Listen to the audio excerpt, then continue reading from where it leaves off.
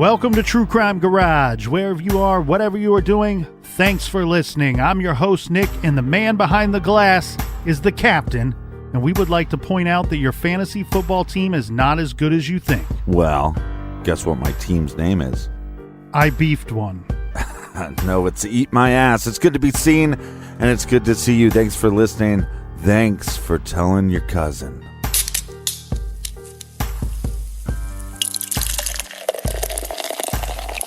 Today we are sipping on Blackback Honey Rye by the hardworking crew at Silverback Distillery. This is rye whiskey infused with real honey liqueur. Pour it over some ice, and it's smooth sipping here today in the garage, my friends. Garage grade, 4 out of 5 bottle caps.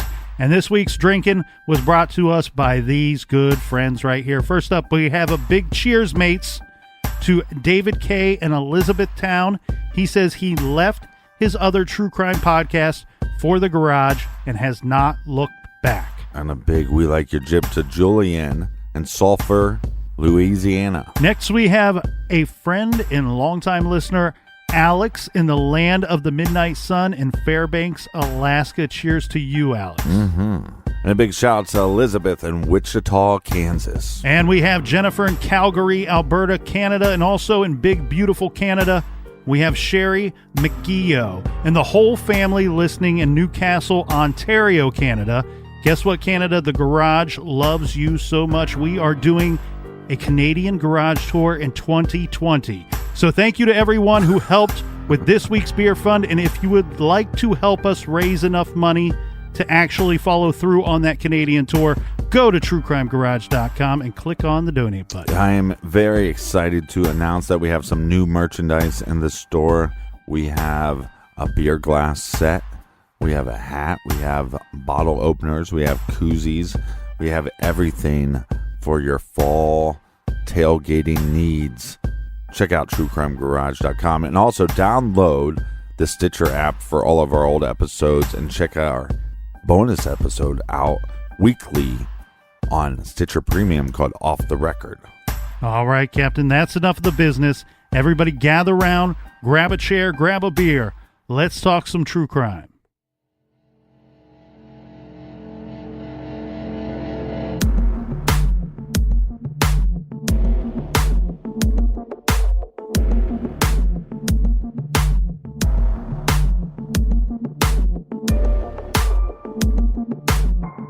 We discussed 3 murders yesterday, and unfortunately, there will be more. Today, we start off with Nerl Renfro, who was a 50-year-old millionaire. His business, Gold Coast Realty and Investment, was booming. Renfro was not out. In fact, none of his friends had any idea that he was gay. He apparently liked to hang out in the company of young men, entertaining them at his home or at his mountain cabin. On December 19th, 1982, Renfro was hosting 18-year-old John Orrin Biggs, who answered an ad placed by Renfro for a live-in caretaker for his house. This was a house in a modest but nice neighborhood of Bakersfield, but this house was noted for its fortress-like bars on the windows, and neighbors said that the shades were always drawn. Anyway, Renfro and Biggs were playing pool, and Renfro made a pass at Biggs. Biggs said he let it go, but when it happened again a few minutes later, Biggs grabbed a fire poker and bludgeoned Renfro 40 times over the head. Biggs was then rifling through the house looking for cash, and then he stole Renfro's car and went and picked up a friend. This is 18-year-old William Blankenship. The two returned to the house and stole a safe, but were later very disappointed when they found the safe contained nothing of value. Biggs was arrested and charged with Renfro's murder. His defense was a variation of the, quote, gay panic defense. They alleged that Renfro was a pervert, and Biggs' attack on him was prompted by Renfro's advances. It turns out, and it appears, that Nerl Renfro had a history. He, on at least 3 prior occasions, lured young men to his house using the ad for employment, made advances, and then actually raped one of these men. His house was found to be missing interior doorknobs. The doors required a deadbolt key to open them, so one could not always leave of their own free will once inside. It's kind of like the Bundy method that he used in his car, but inside his house. Renfro, it appears, may have been a violent sexual predator. Biggs was ultimately convicted for killing him, but only for voluntary manslaughter. And he served only 3.5 years, even though he had a rap sheet going back 8 years. This is going back till when he was about 11 years old. He didn't get a double charge for manslaughter plus, robbery.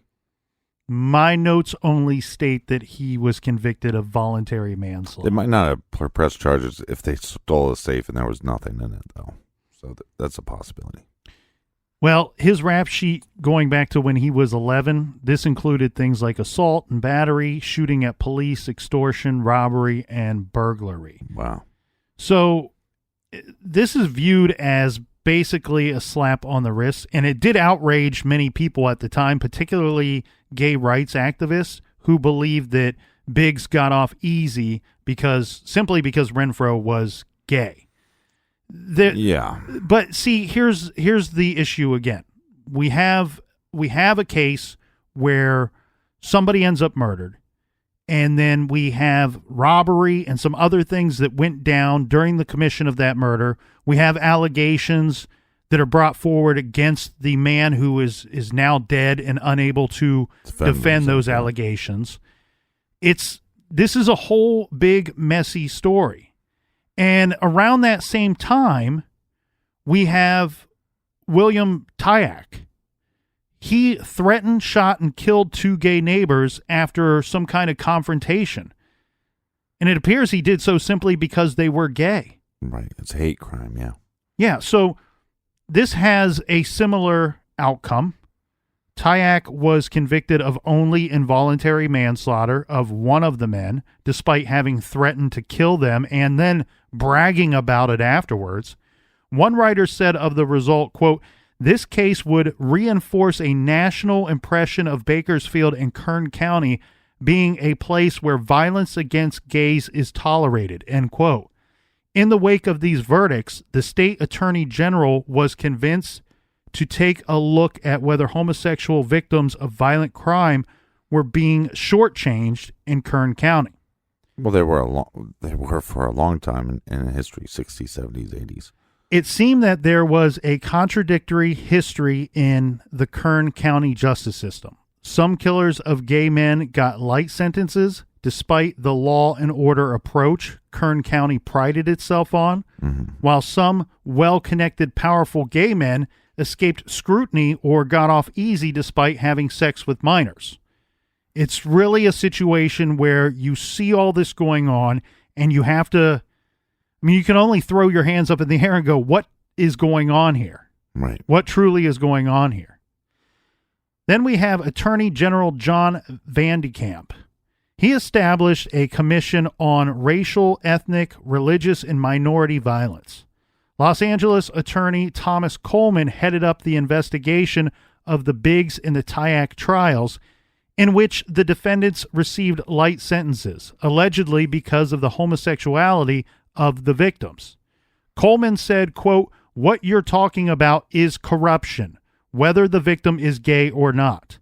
The presence of sexual orientation as a factor has, in the past at least, given the appearance of unequal treatment," end quote.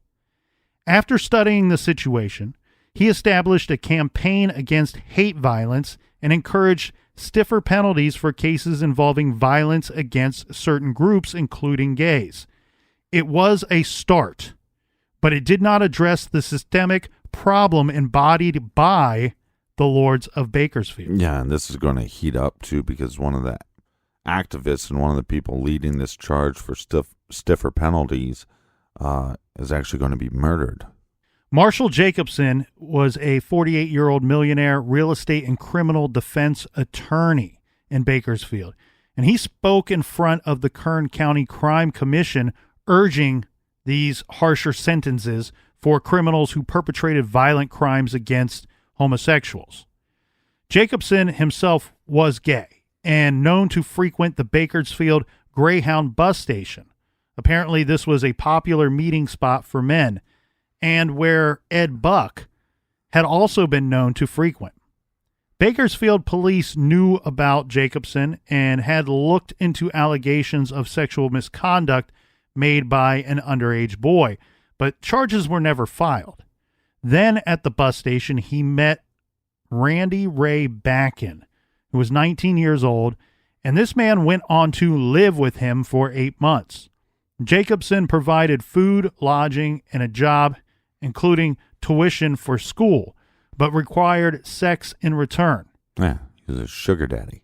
Backen wasn't gay, and he said later that he was disgusted by the relationship, but he needed a roof over his head. He resented Jacobson, and he broke the house rules. In fact, he skipped school 2 days in a row. When this happened, Jacobson kicked him out, and Backen left the house. He returned a week later, demanding entry into the home and even climbing over the back fence. Mm-hmm. And then he went inside the unlocked sliding doors. Once inside, he stabbed Jacobson in the stomach 10 or 11 times, and then he proceeded to rob the house. He drove Jacobson's car full of stolen goods all the way to Los Angeles, and he sold the car.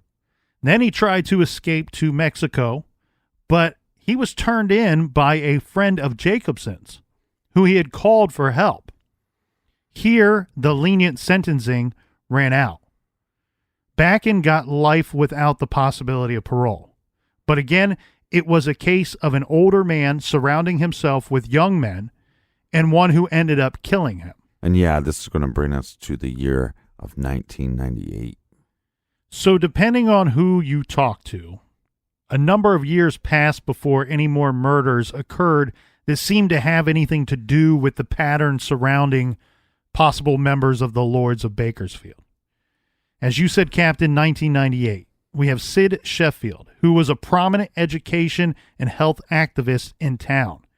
He was found stabbed to death in his mobile home. The murder weapon was a knife, and he was robbed. Police discovered that he was leading a secret life, one that did not go with his public image at the time. He was promiscuous, very social, and was said to have no enemies, and possibly was last seen with a young man in a cowboy hat at a local bar. This case, to this day, remains unsolved, and to be perfectly fair and transparent, no one is really sure whether it has a connection to the Lords of Bakersfield or not, but it's often brought up during those discussions. Yeah, it's a similar situation. This is, again, we have a tough time figuring out what cases to include and what not to include. And again, depending on who you talk to, that can change drastically. So let's go to 2002, because this is where things really start to fall apart, okay? We have 57-year-old Bakersfield Assistant District Attorney Stephen Tauser. He had a public image of the caring do-gooder, the public servant, a good Samaritan, who took a drug-addicted youth under his wing. This kid was Lance Hillis, who knew Stephen since Lance was 5 years old. His father, Chris, worked for Stephen Tauser as a district attorney investigator after he spent several years in the Bakersfield Police Department. Tauser was gay. It was considered an open secret. And he seems to have fixated on this young man. Lance, who was under the age of 18 when Tauser started grooming him, got involved with meth at the age of 16 and was not welcome at his home, at his parents' home, because he was doing drugs. Tauser took advantage of this situation and offered Lance a safe haven, a place where he could stay. At first, Lance stayed at Tauser's home for several months. But he told a friend he wasn't comfortable there, and he was there just for the food and for the clothes and for a place to sleep. Now, he would leave, but he would always end up going back to Tauser's home. This mostly when money ran out for the drugs that he wanted. Yeah, it seemed like it was one of his only options. Once in a while, when he left, he would take one of Tauser's cars, to which Stephen Tauser would call the police, but would never end up pressing charges for a stolen vehicle. The police knew that Tauser was spending a lot of time with this young man. When Lance finally got his own apartment, Tauser co-signed the lease, and it doesn't seem like anybody's really sure how Lance was actually paying the monthly rent, but you don't have to use much of an imagination to come up with an idea. So speculation, of course, was Tauser was paying, and he was a regular visitor to Lance's home. Tauser continued to supply Lance with food, credit cards, lodging, a car, and a friendship, such as it was. Yeah, he was providing him with a little F&S. Well, Lance continued into a downward drug spiral. He was stealing, he was crashing cars, and he was injecting drugs into his veins. His family was extremely anxious, among other feelings, for him to kick this drug habit. They actually wanted him sent to jail. They thought that this would be truly the only way to break the cycle of addiction that really had a hold on this guy, right? So Tauser used his assistant district attorney influence to get Lance off anytime he was charged with stuff. So Lance would just be facing rehab rather than facing jail time. Go on, this is, I mean, it's not that far of a stretch to look at this situation and go like, but this is like sexual trafficking in a sense, you know, by enabling this person or possibly giving them the money for drugs. Maybe you're not injecting it for them, but you're basically creating the situation now that you have an addict that they're dependent on you for drugs or dependent on you for financial situations, and then you're using them for sex. I mean, that's sex trafficking. Well, it's also believed that not only was Lance being sent to rehab because of Tauser rather than jail, but it's also believed that like anytime there was a chance that Lance was going to encounter a tough judge in one of these charges, that he would conveniently have the case moved to a different court. So again, he could just get rehab. So this happened repeatedly, to the incredible frustration of Lance's family. Whenever Lance was in rehab, Tauser was a regular visitor. Even when Lance assaulted a worker at one of the rehab facilities, Tauser had the incident buried. Chris Hillis knew Tauser for years, both in his role on the Bakersfield Police Department and at the DA's office, and because he had done extensive renovation work at Stephen Tauser's home. He was getting desperate to save his son Lance. He had Lance arrested in an attempt to save him from his meth and heroin addictions. Already a man with a temper, who had been written up for the use of excessive force 5 times as a police officer, he lost it when he was confronted with the reality that Stephen Tauser's relationship with his son was far from that of a mentor relationship, but was really a sex for drugs and money arrangement. The Hillis family realized that Tauser had preyed upon their teenage son's desperation for drugs and abused him. Chris Hillis confronted Tauser in August 2000 and demanded to know what the obsession was with his son. This ended in a violent confrontation, which we have Chris, who ends up hitting Tauser and then calling the sheriff's department. When the responding officers arrive, he's telling them that Tauser was inappropriately involved with his son Lance. The sheriff's department refused to file a report, rallying around the district attorney, the assistant district attorney. Tauser ended up with a black eye and nothing else. When Lance continued to be arrested for drugs, and thanks to Tauser's intervention to be sent to rehab instead of jail, Right. the Hillis family truly felt that their hands were tied and that this man corrupted their son, and there was little, if anything, that they could possibly do about it. Yeah, well, he corrupted their son, and now he's corrupting the system, which is consistently enabling their son. Yeah, and because their son is an adult, when a lot of this is going down, it gets complicated for them to step in and try to get involved or, take the reins and really steer what's going on here. Now, Lance's grandfather did just that. He was a former Bakersfield police officer. His name's Don Hillis. He recommended to Lance's probation officer in January of 2001 that Lance should do 6 to 9 months in jail just to get him cleaned up. Lance's brother, a probation officer for Kern County himself, agreed to this. And multiple probation officers continually recommended jail for Lance, but Tauser continued to intervene, and once again, Lance avoided jail time. In July of 2002, Lance was enrolled in Progress House. This is a rehab facility in Sacramento.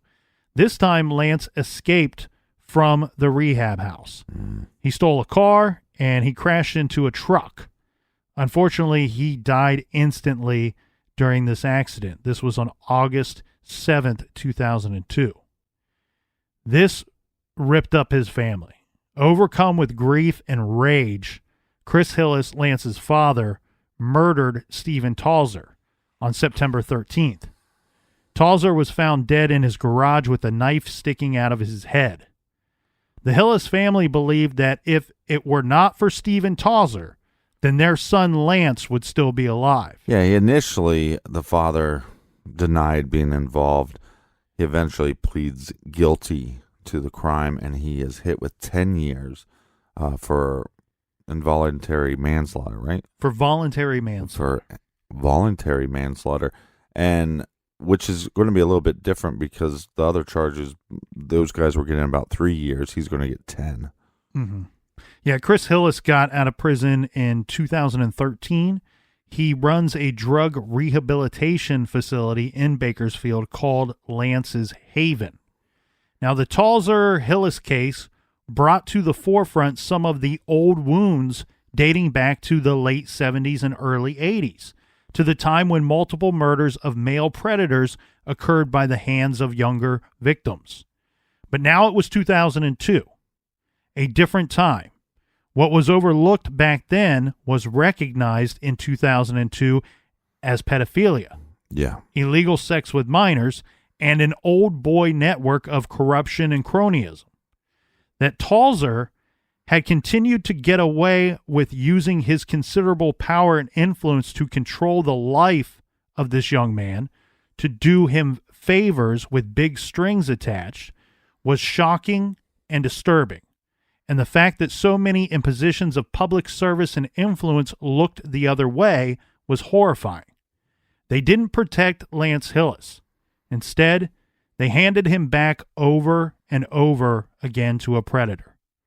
The case gave rise to the expose in the Californian that dredged up all the old Lords of Bakersfield tales, and people realized that much of those old legends were rooted in truth.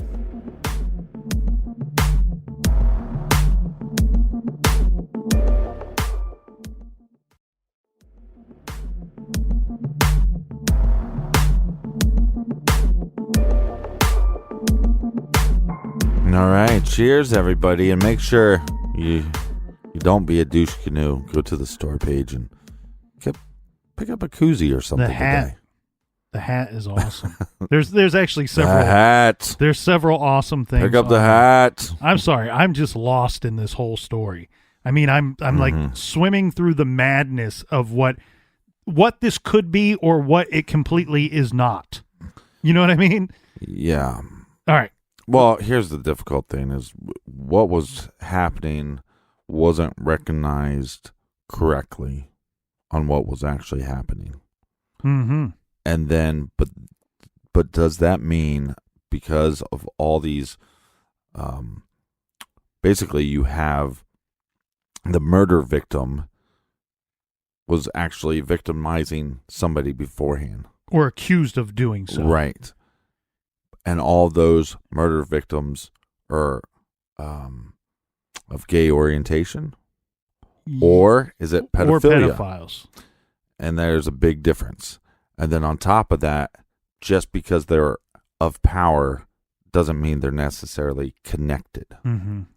And you know what? We're going to get to some bigger things regarding this story here in just a second. But really, truly, Captain, I feel like there's 100 different angles that you could look at this story from, and I'm not certain that any of them are the correct angle to approach it from. There's a lot of angles that you don't want to look at this. That's true. Mm-hmm. So, but the major point of the story is to buy the hat. Yes. Yeah. Get the hat. Get the hat. All right. Let's get into one-time Bakersfield District Attorney Ed Jagels.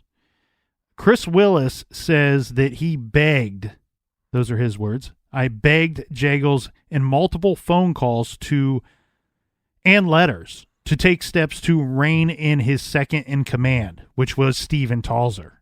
What you talking about, Willis? And get him away from his son, Lance Hillis. Mm-hmm. Jagels' response was that Lance is an adult, and in interviews when asked about the scandal that culminated in Tauser's murder, Jagels insisted that Tauser was like a godfather to Lance, who saw the young man as, quote, a project, and who only had Lance's best interest at heart. The district attorney for Kern County is a powerful position. Right, but this guy also seems a little bit like a shitbag. So what he's stating, he's the prosecutor, right? District attorney.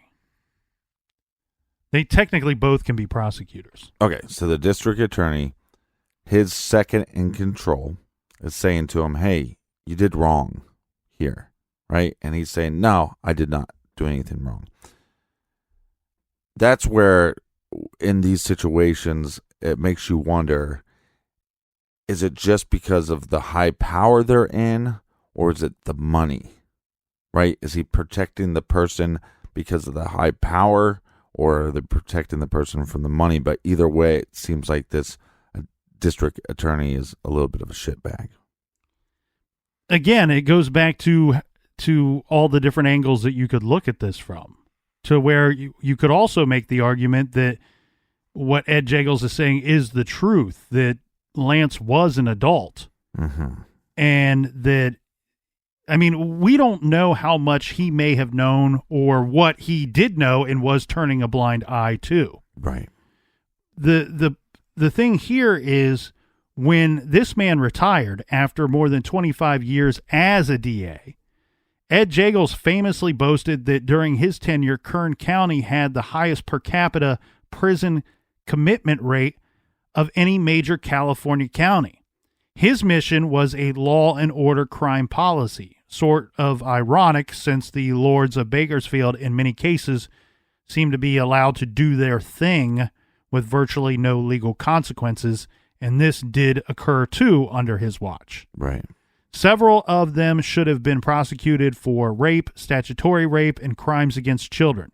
District Attorney Ed Jagels was in office since the early 80s, and it's the opinion of many that Jagels was complicit in helping brush the Lords of Bakersfield scandal completely under the rug. Mm-hmm. He may not have just been looking the other way. He, as you pointed out, may have actually helped to protect some of those people that should have been prosecuted. Jagels is best known for his campaign that he initiated in the 80s to root out child sex abuse. Right. So with all these rumors going on about the Lords of Bakersfield, instead of investigating this, they're going to go after the middle class. Well, lower middle class citizens. Okay. For so-called satanic ritual child sex abuse and molestation that this is so bizarre, was not actually happening. So Jagels put 26 people, these were teachers and even parents in some situations, behind bars on felony child sexual abuse charges This all during the 1980s. This was during the period of a national child sex abuse panic, where daycares and schools were accused of horrific abuses of kids. This was sort of a satanic panic involving children. Mm-hmm. Now, under Jagels, 26 convictions were secured on what is arguably zero to little evidence. Of these 26 convictions, 25 were actually eventually overturned. Kern County has paid out over $9 million in wrongful conviction settlements. A 2008 documentary called Witch Hunt, narrated by Sean Penn, details this story. I actually believe Sean Penn was one of the producers on this as well. And to be clear, it wasn't that there was little to no evidence. What a lot of these situations were happening was that they're rounding up these kids and basically getting them to just confess to anything, but not ever coming up with the story themselves.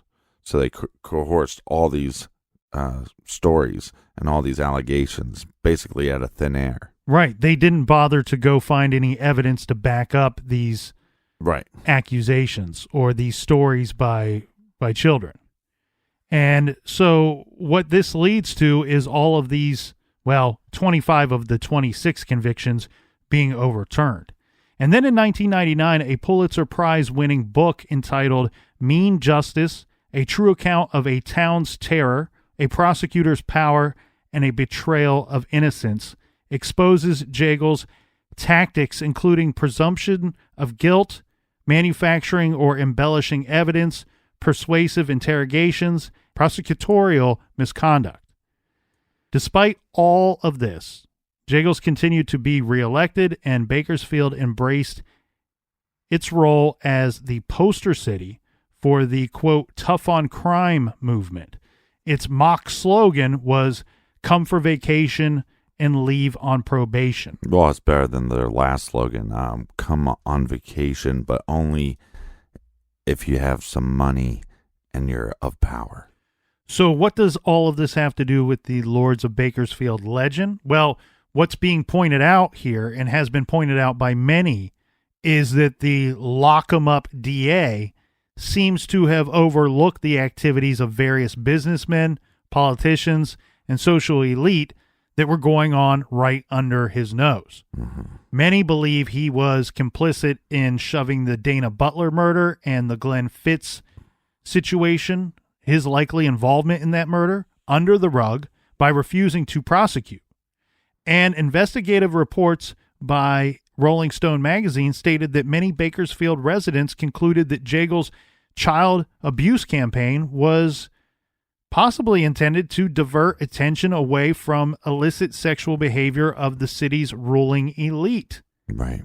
A former investigator for the DA's office under Jagels told the magazine, Rolling Stone magazine, that the 1980s molestation trials were simply Jagels' allies among the Lords of Bakersfield covering their tracks by going after other people. Now, we should mention here that Robert Mistrell, the man that we've mentioned a lot throughout this case, he actually named Jagels as one of the men who sexually abused him.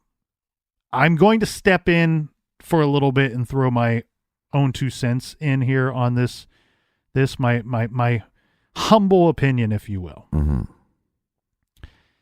It seems to me, and I talked to a friend about this who agreed. We were discussing this case, and it seems like Robert Mistrell, while I believe him on some level, it seems like he has just spewed out so many names over the course of all of this. It just doesn't seem plausible that they were all sexual abusers of children. At some point, you really got to question these allegations. Now, Ed Jagels retired from the DA's office in 2009, and he's never been prosecuted for all of the wrongful convictions he inflicted upon innocent people. Right, which is pathetic. So The legend of the Lords of Bakersfield, truly, it's just a vague specter of predatory alliances and abuses of power. Mm-hmm. To me and to others, I got to say, man, it doesn't seem that there is real, tangible, punishable ring of abusive men. It seems more like this might be a wink-wink association and a look the other way type of tolerance. Yeah, it's a difficult situation here because one, he's naming 150 possible predators. Mm-hmm. The average predator, I don't know the exact number, but I know it's high 200s of rough estimated victims a predator would have. So if you have 150 possible predators in that area, would probably see then 20,000 victims. And why aren't we having more of these victims come forward and present this? So I think, but then it's a sticky situation, no pun intended, with the Lords of Bakersfield, because you wonder a couple things. One, is it these people in power that are using this sick fetish of pedophilia to control each other and have something on top of each other, right? Have something over the other person to be able to control them or blackmail them? Or is it just they're protecting these predators because of wealth or their position of power? So it becomes, and I would lean to the latter two, than that it's some giant group with some giant conspiracy, if that makes any sense at all. Well, no, I think it does. And it's only because I've been, wading in these weird waters for a while now and really trying to come up with an answer myself and thinking that, the more I look at this case and the more that I dive into these different avenues that go off the main road of this case here, that I think that I'm going to find my answer. Unfortunately, I didn't. Like I said, there's also other cases that some consider to be connected to this. And I may not have gone down the right road off of the main road yet to find that. But in the end, my general opinion is that, look, there was illegal activity going on. We can't deny that. We also can't deny that there were plenty of murders going on as well. Yeah. But there's also a situation where some people may just not have known everything that was going on or known what was at the root of a murder or at the root of this whole mess, and therefore didn't take actions against any of that. There's one thing to turn a blind eye to something, and there's another to just be blind to it and not know what is going on. And I think in this situation, I was really going to try to avoid giving my personal opinion, but I think I've walked down that path enough where I think I got to try to give this some kind of conclusion. At least, I was going to say, we're good. We'll just stop here. Okay. See you next later. week. Buy the hat. Look, it's very difficult with so many characters, misdeeds, and variables to really figure out and state what was really going on in Bakersfield for all these years. Was there, in fact, an underground network hiding in the shadows and pulling strings? And were these murders, many of them still unsolved, connected to the legend of the Lords of Bakersfield? From where I sit after reviewing this whole mess, I see a name that is repeated throughout this story and a general theme that seems to follow him. This is Robert Mistrell. By his own admission and others, he had a horrible childhood. He was selling himself at a young age, trading sexual favors to men for money, drugs, and anything else to get him by. Right. And while, of course, I find the actions and behaviors of the men who chose to employ him as illegal, immoral, and frankly disgusting, it's very tricky for me to go as far to call those specific situations abuse. I understand he is a child and not of legal age. But to me, it somewhat appears that Robert was able to end this sex for hire relationship at any time with these men, and in fact did so when, with the help of another, brutally murdered and robbed one of these men and could be suspected in another case as well. Mm-hmm. So this story obviously it's just chock full of victims and a lot of predators. Robert just might fit into both of those categories. I'm not certain. As for Glenn Fitz, the second murder that we discussed, I have to wonder if he is the outlier in this story. Was this like a budding Dean Coral situation? Or is it as simple as once his wife passed and left him alone, we have a sick man that turned his home into a playground for teenagers filled with alcohol, and they simply did not prosecute because they lacked the ability to do so, right? That there wasn't something to cover this up. They just didn't have the ability to prosecute him and therefore did not bring those charges forward. And had Fitz not died, be it suicide or be it murder, who's to say that they wouldn't have drug him into court at some point for Dana's murder eventually? I also want to state that the double homicide committed by William Tyack, who planned, murdered, and then bragged about doing so just because two gay men were his neighbors, that today likely would be prosecuted as a hate crime.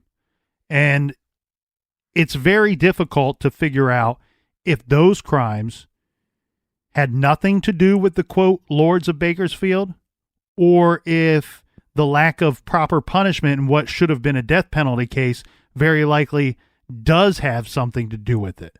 You know what I mean? It's tough to figure out if the Lords of Bakersfield are at work in some of these situations, or if it's just someone else interfering with justice for unknown reasons. What I do think that we have is, in fact, a network of men who frequented the same locations in search of similar entertainment. They lived secret lives and desired the company of young men and or boys. Now, keep in mind something very simple that we have to remind ourselves when we start to look into conspiracies, conspiracy theories, and these pedophile rings, and all these people possibly in cahoots with one another. Anytime you have a person or persons committing illegal acts, you will have those same people covering it up, whether it's they're covering it up for themselves or if they're helping someone else. And that's where it gets very difficult to truly discern what is going on in this situation and in other situations that we look at. Is, in fact, there's no doubt that there's a cover-up. It's just to what extent is that cover-up? How many people were involved? Is it just one person? Is it a whole army of predators that are out there? There's no doubt to me that most of these men very likely knew each other. Again, they frequented the same locations. They were in search of similar things. You just really have to look at this. When they all know that their behavior, in a lot of cases, is wrong and illegal. Yeah. And if we believe Mr. Robert Mistral, well, then they very likely formed a ring of corrupt abusers that protected one another. And if they did that, it's very hard to say what they would not have been capable of doing. Yeah, I agree that that's a possibility. And you'd have to believe Robert on some of this stuff. But I think you'd have to back down the number of the accusations that he's probably making. Robert Mistral was released from prison earlier this year after serving 35 years. He's now 52 years old. He's married and is hoping to start his life over again, this after getting his GED while he was incarcerated. Although he recognizes his complicity in the murder of Edwin Buck, he also recognizes that in many ways he was not fully at fault for the circumstances that led him to the murder. Well, and I just want to be clear in these cases that these older gentlemen are using drugs, alcohol, money, all these briberies just because the child agreed to it, agreed to the arrangement, does not mean it's anything less than child abuse and pedophilia. Agreed. Now, as far as the legend of the Lords of Bakersfield and the cases that we have discussed today, we have just simply an implication of a possible connection, in my opinion. And what we have here is we have Robert Price, the journalist for the Californian, who helped expose this sordid underbelly of Bakersfield. Mm-hmm. He put it in a May 2019 article that the cases had the same ingredients. Quote, a troubled and compromised young man, a persistent, much older male sponsor, and homicide.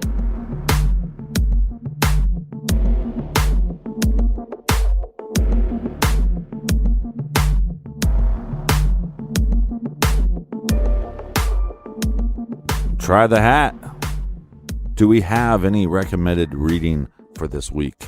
We do. This week we are recommending American Predator by Maureen Callahan.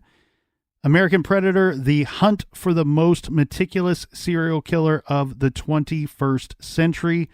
And some of you may have guessed it, this book is about Israel Keys. So you'll want to check that out. And you don't have to write that title down now. You can just go to our website. We have a recommended page there. You'll find a lot of other books and other recommendations for you on that page, truecrimegarage.com. Again, thank you guys so much for listening. Thanks for joining us in the garage every week. You're our garage buddies. And until next week, be good, be kind, and don't litter.